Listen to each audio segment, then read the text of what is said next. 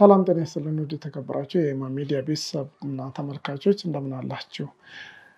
ዛሬ እንግዲህ ረፋድ ላይ አንድ አሳዛኝ ዜና ተሰምቷል። እሱም ደግሞ አሁን በዚህ ሰዓት በማህበራዊ ሚዲያ ላይ ተረጋግጦ እየተዟዟረ የሚገኘው የእውቁ የፊልም እና የማስታወቂያ ሰው እንዲሁም ደግሞ የቴሌቪዥን ፕሮግራም አዘጋጁ ነፃነት ወርቅነህ እልፈት ነው።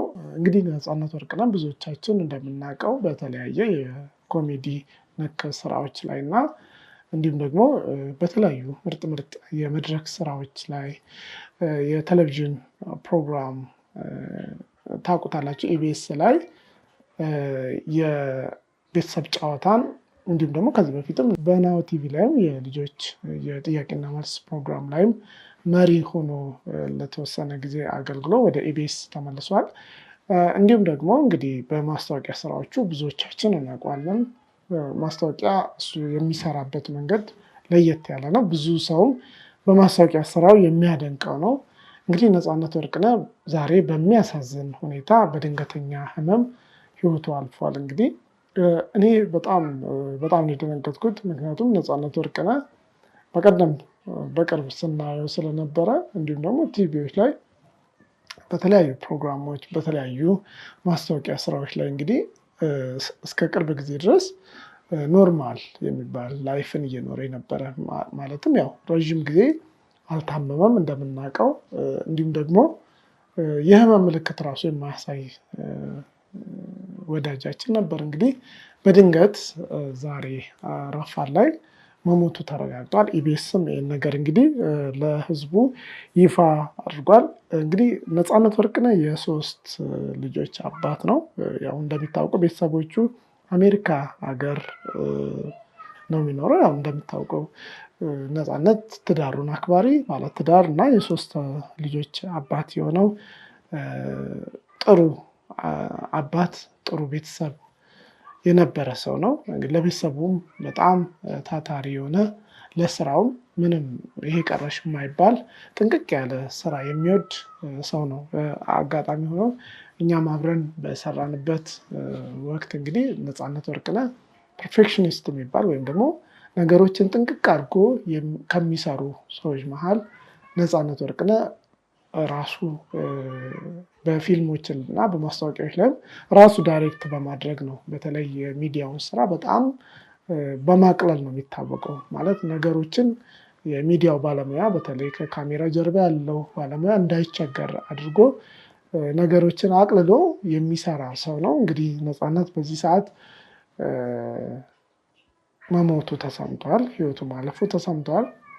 እንግዲህ እኛም እውነት ለመናገር በኢቢኤስ ሰራተኞች እንደተነገረን ከሆነ ያው መጀመሪያ አካባቢ ምናልባትም ከ2 ወር በፊት የዛሬ ዓመትም እንደዚሁ የተለያዩ ትክክል ያልሆኑ ሚዲያዎች ትክክል ያልሆኑ ሶሻል ሚዲያዎች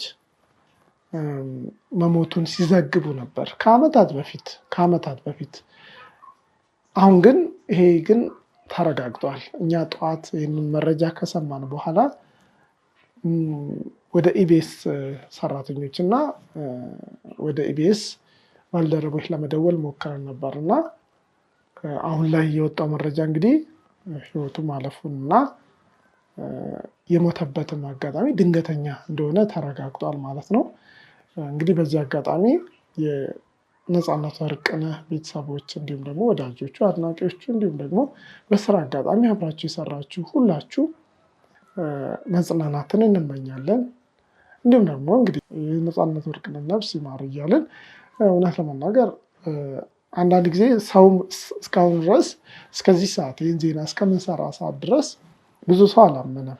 ኢቨን እኛ እንኳን ይሄን ነገር ሶሻል ሚዲያ ላይ ከሰማን በኋላ ወደ ኢቢኤስ ነው መደወል የፈለግነው እና ምክንያቱም ለረዥም ጊዜ ሞተዋል ሲባል ስለነበረ እሱ ደግሞ ወጥቶ እንግዲህ ሚዲያ ላይ በተደጋጋሚ ባገኘው አጋጣሚ እኔ አልሞትኩም እኔ በህይወት አለው እያለ ሲገልጽ ነበር። እንግዲህ ነፃነት ወርቅነህ እንደዚህ አይነት ሰው ነው። ቀለል አድርጎ ነው እንደውም እንግዲህ አስቡት እናንተ ሞታችኋል እየተባለ የአርቲስት በእርግጥ በተደጋጋሚ ብዙ አርቲስቶች በእርግጥ ብዙ ጊዜ ምን ይባላል እንደ መሸቀያ ይሄ ገንዘብ እንደማግኛ ይደረጋሉ በቃ እና ሞቷል እየተባሉ ምናልባትም ደግሞ የአሊ ቢራን ታስታውሱታላችሁ። አሊ ቢራ ከመሞቱ በፊት ረዥም ጊዜ ሞቷል የሚሉ ዜናዎች ነበሩ። እነዛ ሚዲያዎች ምናልባትም የእሱ የአሊ ቢራ መሞት ለነሱ ቢዝነስ ወይም ደግሞ ተመልካች ማግኛቸው ነበረ። በጣም ብዙ የዩቲዩብ እና ቲክቶከሮች እንዲሁም ፌስቡክ ላይ የሚሰሩ በጣም ብዙ ሚዲያዎች በዚህ ነገር የሚተዳደሩ አሉ። በቃ ሰውን የውሸት ሞተ እያሉ የሚነግዱ ማለት ነው። እነዚህ ሚዲያዎች እንግዲህ የእኛም ህብረተሰብ ተመልካቹም እነዛ ሚዲያዎች አየና ይሄ ሞቷል የሚባለው እኛ ራሱ ሞቷል የሚባለው ዜና ነፃነት ወርቅነህ ዛሬ ጠዋት በድንገተኛ ህመም ህይወቱ አለፈ የሚለው ዜና ስንሰማ ማመን አልቻለም። ምክንያቱም በቃ የተለመደ የሚዲያ ወሬ ነው ብለን ነበር ያሰብነው። እንግዲህ በዚህ ሰዓት ግን ነፃነት ወርቅነህ እንግዲህ ተወዳጁ የሚዲያ ሰው፣ የማስታወቂያ ሰው፣ የፊልምና እንዲሁም ደግሞ በፊልም ውስጥ ደራሲና ዳይሬክቲንግ በጣም ጎበዝ የሆነው ባለሙያችን በዚህ ሰዓት ህይወቱ አልፏል። ወንድማችን፣ መካሪያችን፣ የብዙዎቻችንም ለሚዲያው ላይ እንድንቆይ ያበረታን ነፃነት ወርቅነህ እንግዲህ ህይወቱ አልፏል። በድጋሚ ለቤተሰቦቹ፣ ለወዳጆቹ እንዲሁም ደግሞ ለስራ ባልደረቦቹ መጽናናትን እንመኛለን። ነፍስ ይማር እንላለን።